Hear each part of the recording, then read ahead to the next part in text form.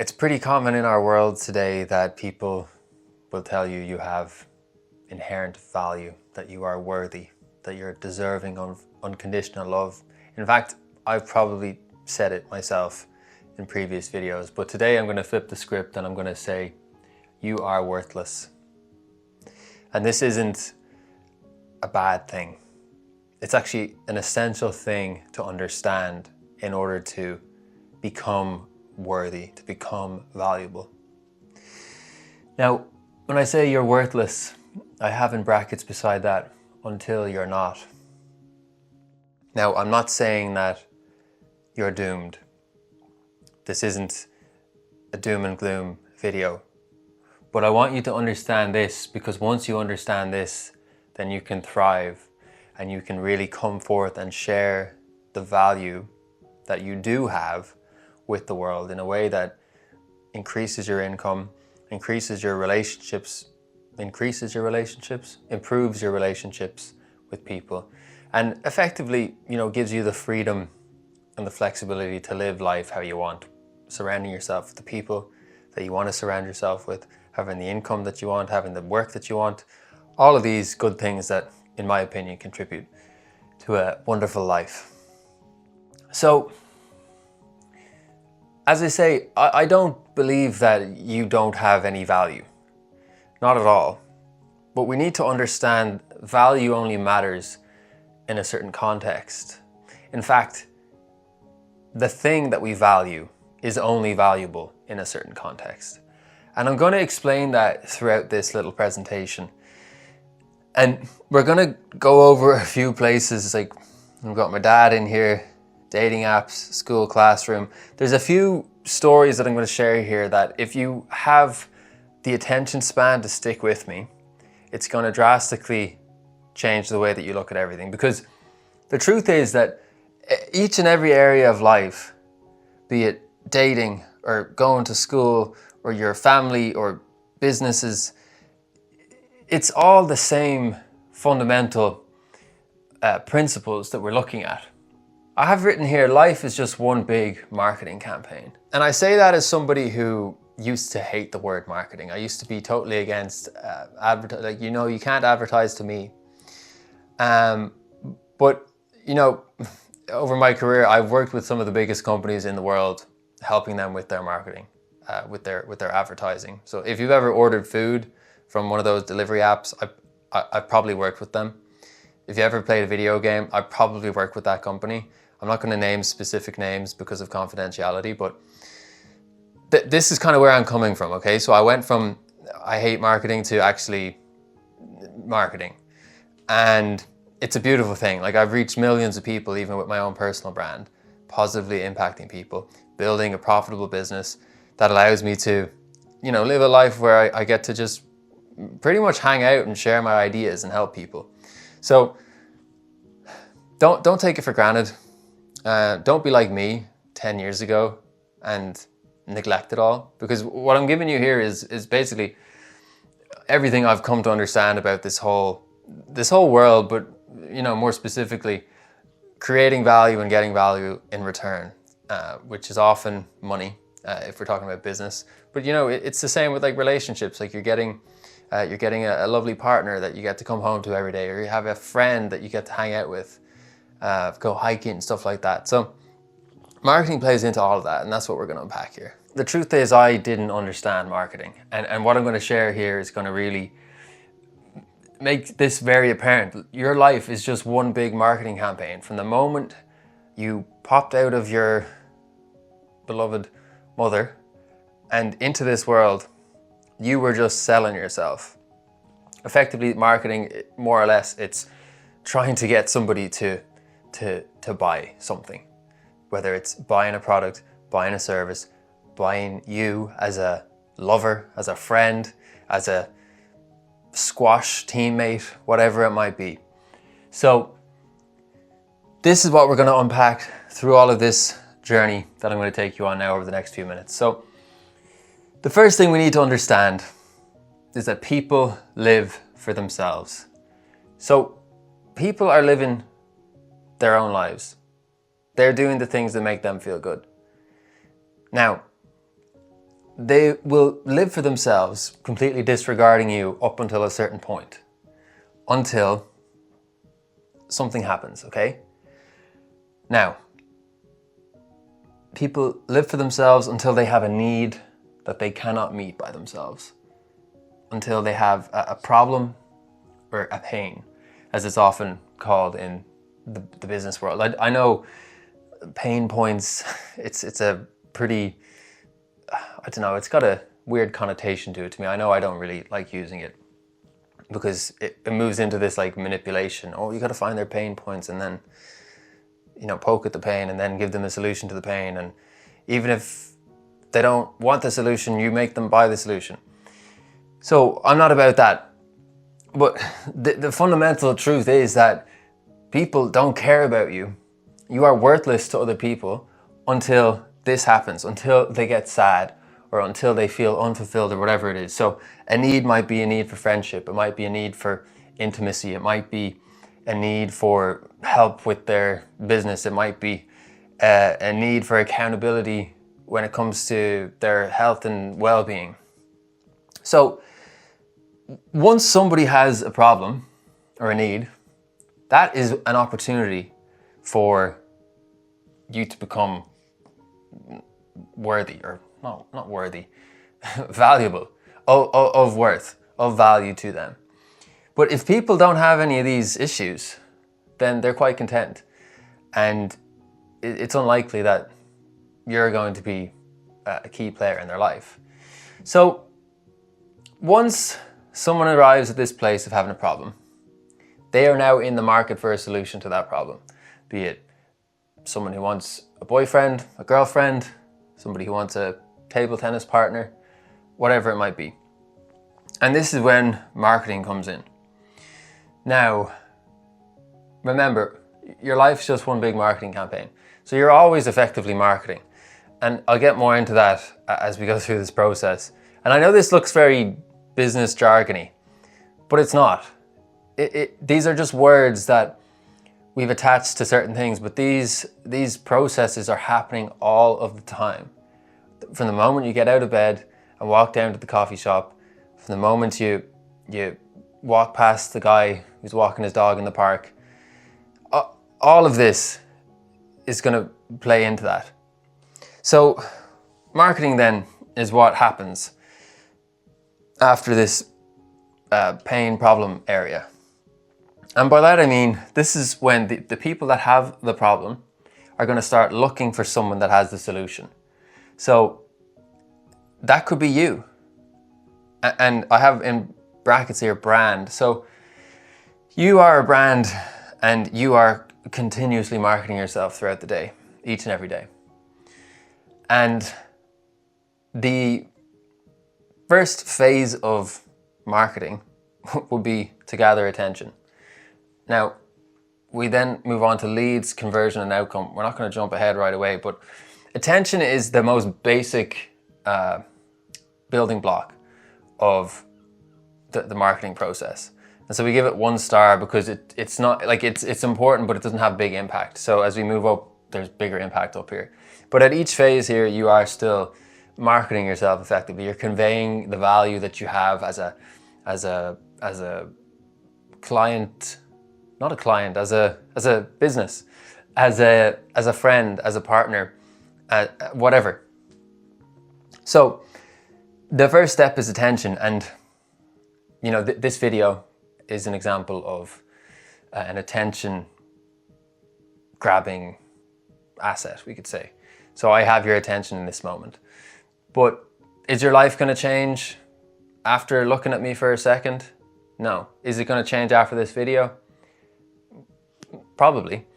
But it's not going to change to the same degree as if we were further on down here. So at this point, it's just attention. Doesn't really mean a whole lot. Now, we have to have attention though, in order to actually become of value to people. We're worthless without attention, but even with attention, we're not necessarily going to be valuable. So this is a little paving truck here. So in my neighborhood, there is a paving company, and I don't know anything about them other than the name, because they do this attention part very, very well. So there'd be signs up everywhere. There's trucks going around with the name of the company on it. And funny, I was in a petrol station a couple of months ago and I was filling up my car and I saw this truck from this paving company was filling up his truck. And I saw the branding and I was like, oh, there's that brand, like they're everywhere. And then whatever, I filled up my tank, he filled up his, and went into the station to pay. And this guy was in front of me. And I was like, oh, it's interesting to finally see the person behind this company that I see all the time. And then he paid and he left. And then I got up to pay. And as I was paying, I saw just on the counter, there was a business card for his company. And I thought to myself, wow, this dude is a serious hustler. Like, he is getting his name absolutely everywhere. He's putting up traffic cones with his sign, even though you're not allowed to do that, but he just does it. His truck is branded. When he's paying for petrol, he's dropping a business card. And I don't know anything more about him other than the name of the company. I don't know if it's good. I don't know if it's bad, but I can tell you, if I need paving done, I cannot ignore this dude. And so I just highlight that to make it clear that attention is absolutely vital when it comes to building value and to becoming a person who is valuable to other people. Now, he's still not valuable. Just because I'm aware of him, it doesn't mean he's valuable, because I haven't become a lead yet, he hasn't converted me, and there's not been an outcome. I'll talk about that shortly. Another example here is with dating apps.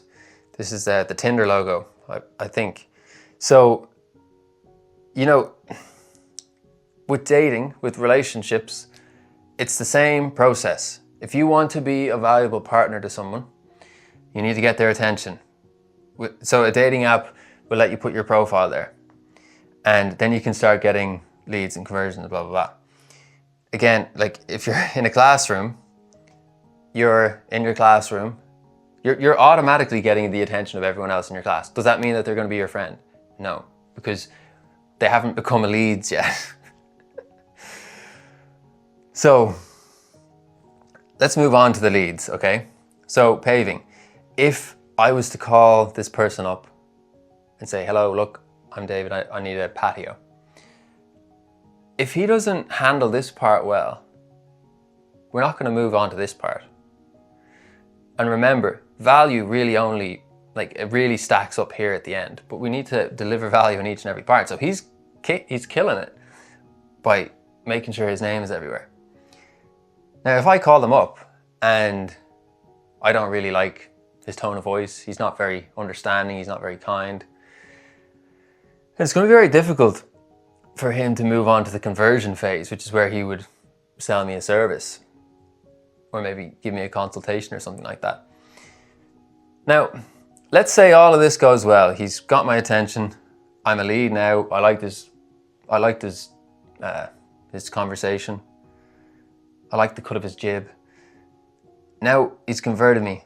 I'm a client. He's in the garden. He's doing the patio. Now there's the outcome. If this isn't good, all of this was just a complete waste. Because at the end of the day, if my patio doesn't look nice, or if I didn't have a good experience with the people who are working on it, then he's lost it. He's got no positive referrals from me. In fact, I'll be steering people away from him. And I'll be saying, oh, that cowboy who drops his business cards everywhere, he's not good. Now, I actually haven't dealt with him, so I don't know. That might not be the case. I'm sure he's great. Anyway, my dad here, I like to put him in there, so that's my dad, that's me. And my dad had a landscaping company. And sometimes he would take me to jobs. Now, my dad's company was quite successful. He had the attention, he was lovely to talk to, got a lot of referrals, did the job, and the outcomes were always quite positive for my dad.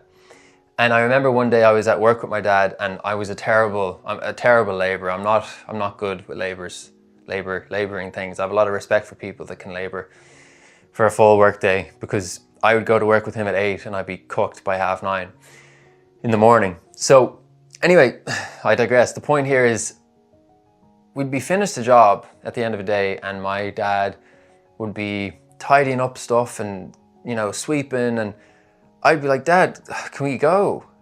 And he'd say, Dave, it's important that we leave the place tidy. That we come to a tidy place, we make it better, and then we leave it better than we found it. And you see, my dad understood something that I didn't.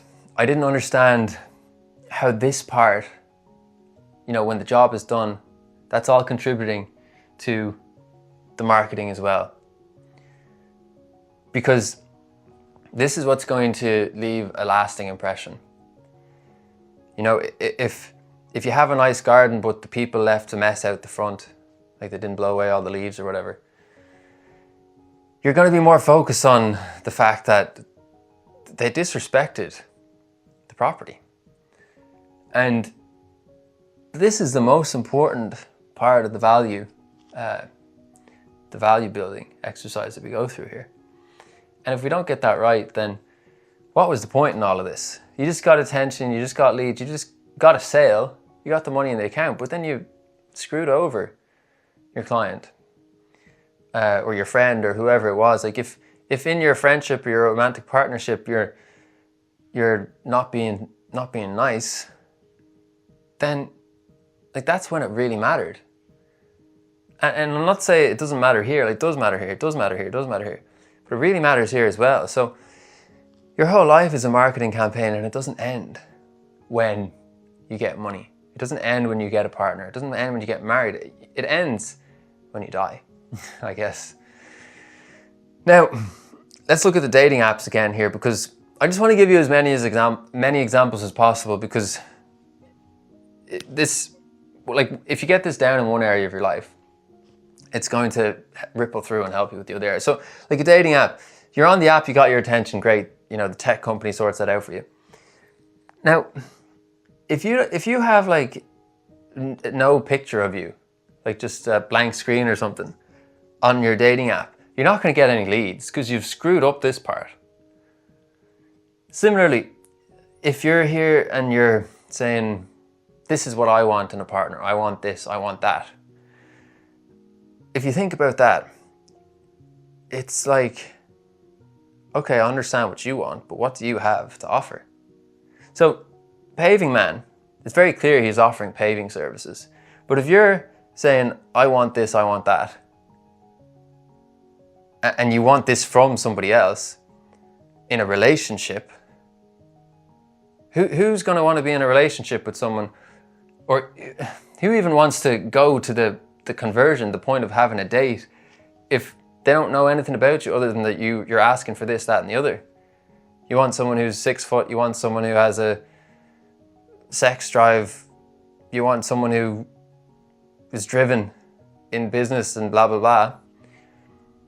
But what about you? So we need to make it clear, like, what are the problems that we can solve for people?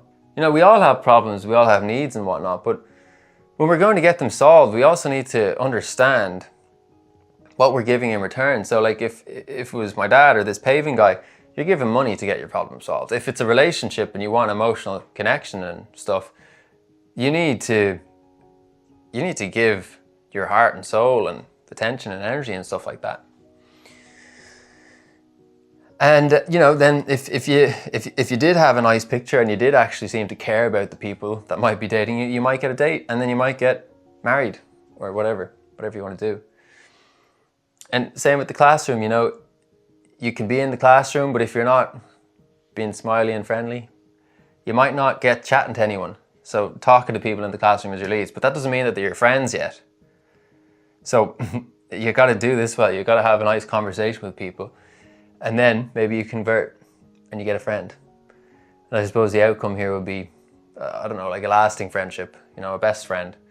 Maybe they become the best man at your wedding, or the best woman, bridesmaid, maid of honor.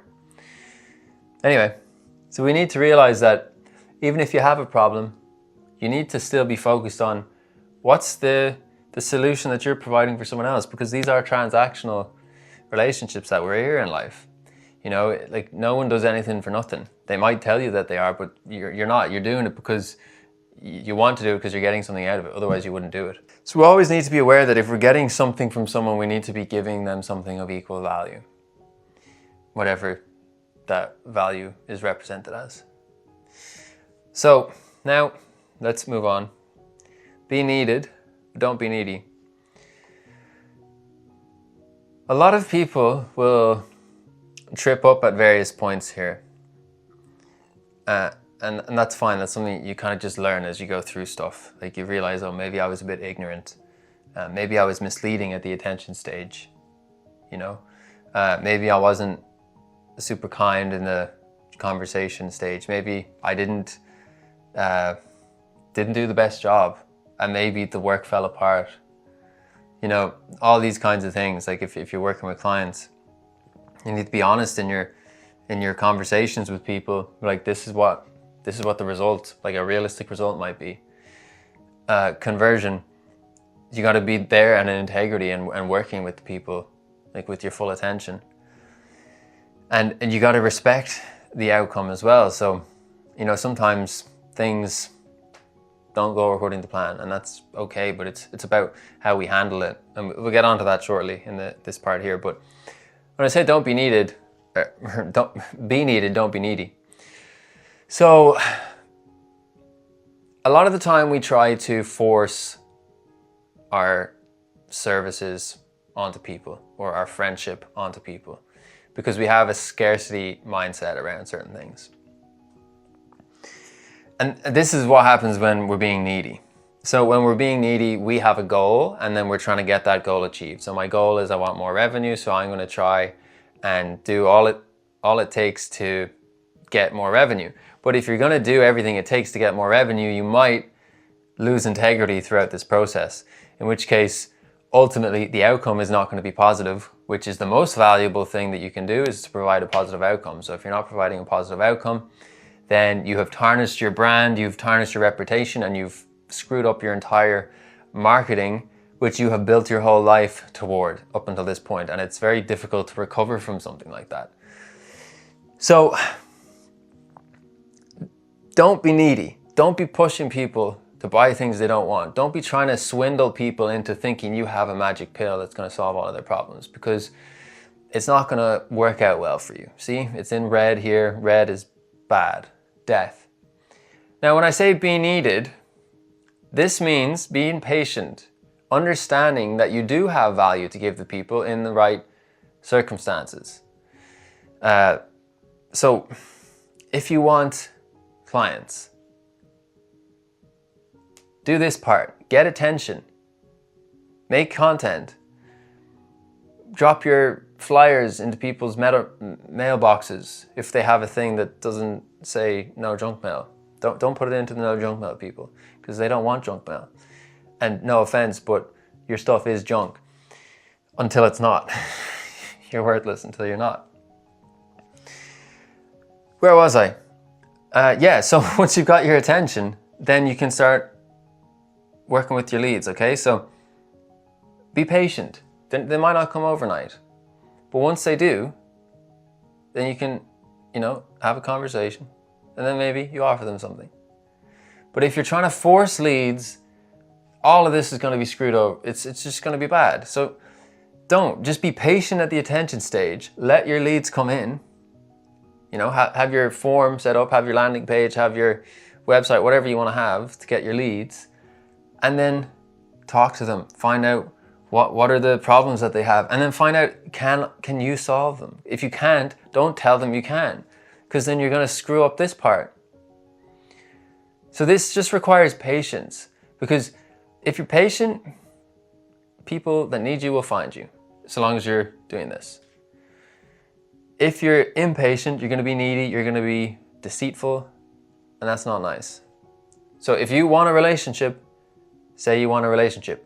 If someone wants a relationship but you just want to hook up, don't tell them you want a relationship. Because now the outcome is that people are hurt, and that's not nice.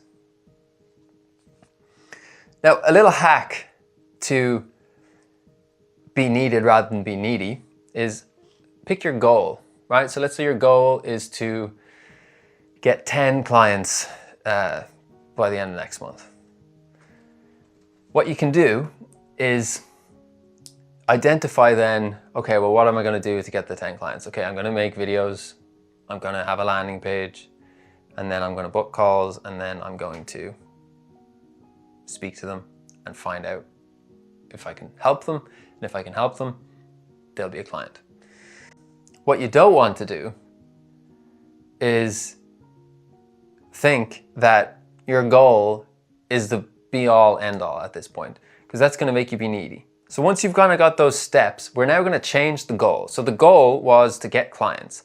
Now we're going to eradicate that goal. And now the goal is to find out what helps get leads and what helps get clients. The goal isn't now to get clients, but it's to find out which part of this process actually works. Because the truth is, if you're not getting clients, it's because part of this isn't working.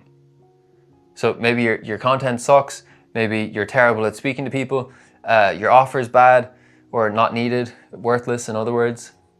And when you shift your goal from I want to get 10 clients to I want to find out what gets attention, gets leads, gets conversions, and gets positive outcomes, then everything gets a lot easier with your mind, because you're not beating yourself up when stuff doesn't work. So if attention is not happening, if no one's watching your videos, then it's easy. Just make better videos. If people are watching your videos but their leads aren't coming in, it's because the offer isn't, it's not working well with the content. So you need to change something there.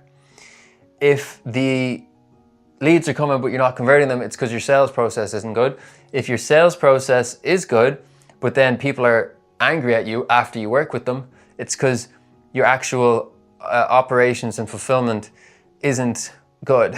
So when you change the goal from I want 10 clients to I want to learn how to get attention, I want to learn how to get qualified leads that need my help, whose problems and needs I can solve, I want to sell them a really valuable offering, and I want to give them an incredible outcome that improves their lives and gives them a 10x ROI, then you will naturally get 10 clients.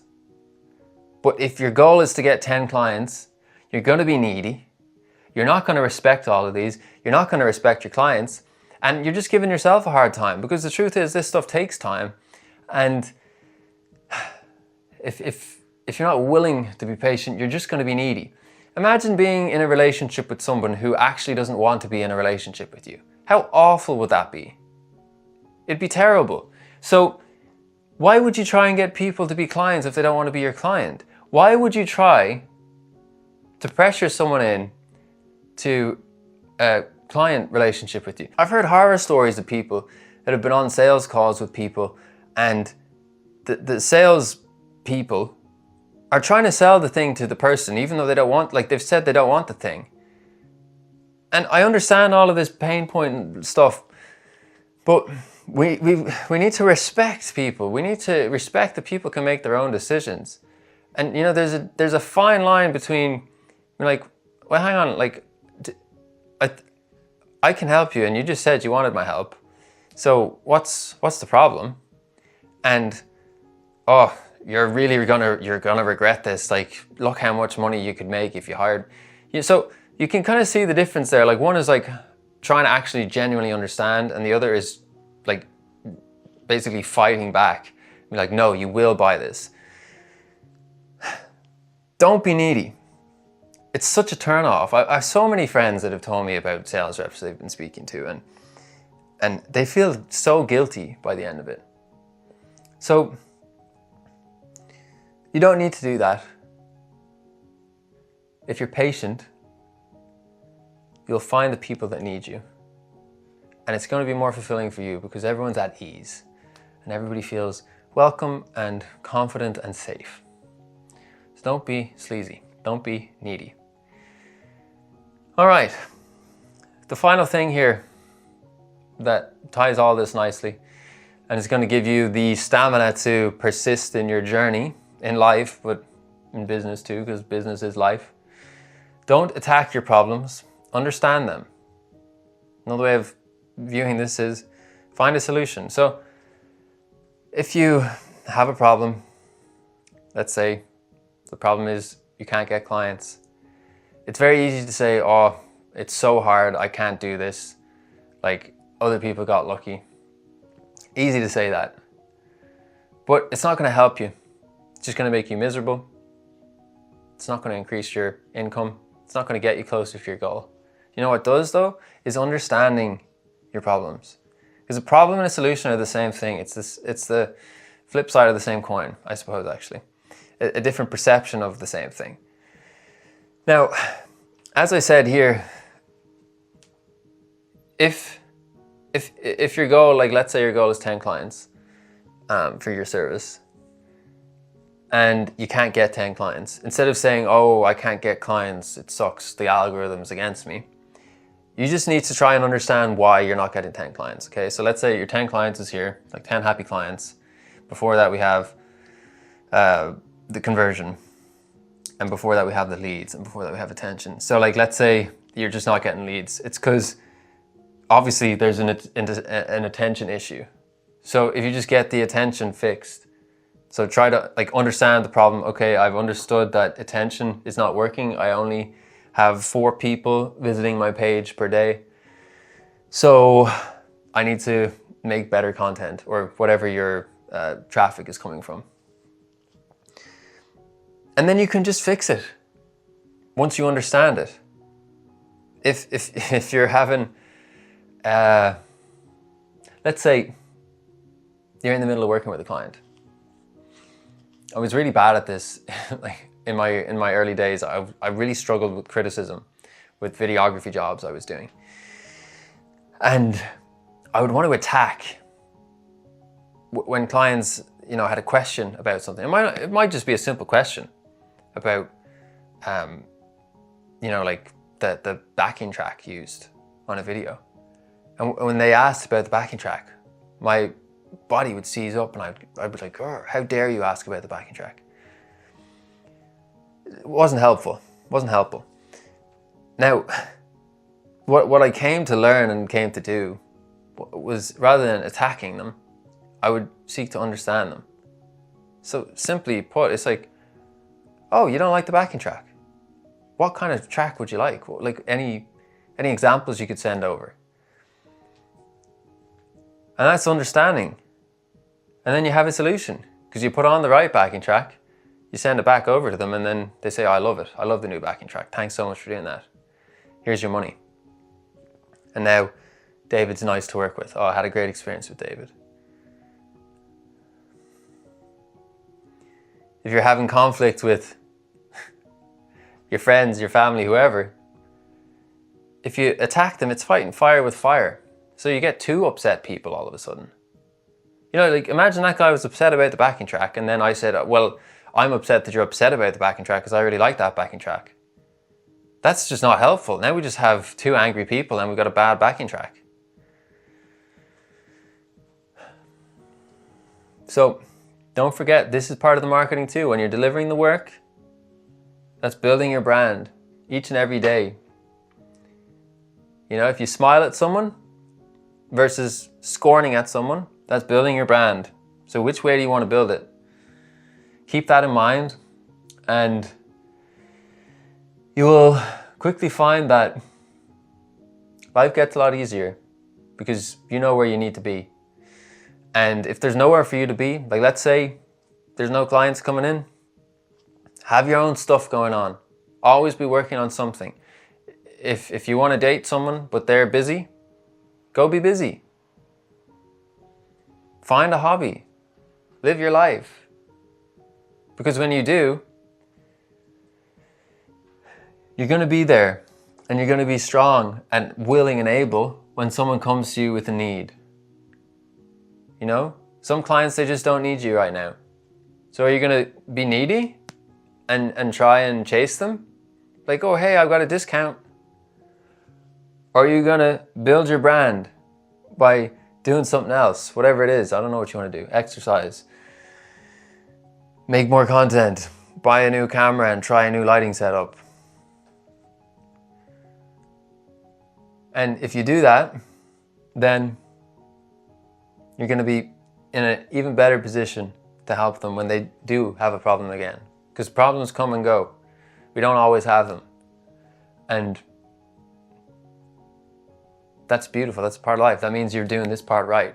It's like, oh, my last experience with you was so good. Like the work we did, it's really given me a lot of momentum. And for the next 6 months, I'm just going to dedicate time to this, so I don't need you right now. And then 6 months come around, it's like, okay, great. I made such amazing progress. I had such a positive experience with you. I want to hire you again. Let's do double the time, double the fee. And I'm really excited for this. And then in the meantime, maybe you got 2 referrals or whatever, because the outcome was so positive, and that's what's most important. So there you have it. I hope that was helpful for you. And if you want to ask me about any of these things, feel free to leave a comment. I always answer the comments. Happy to help you with any questions you might have. If you want to talk to me about helping you with any aspect of your content creation, your audience building, your offer development, then there's a link in the description.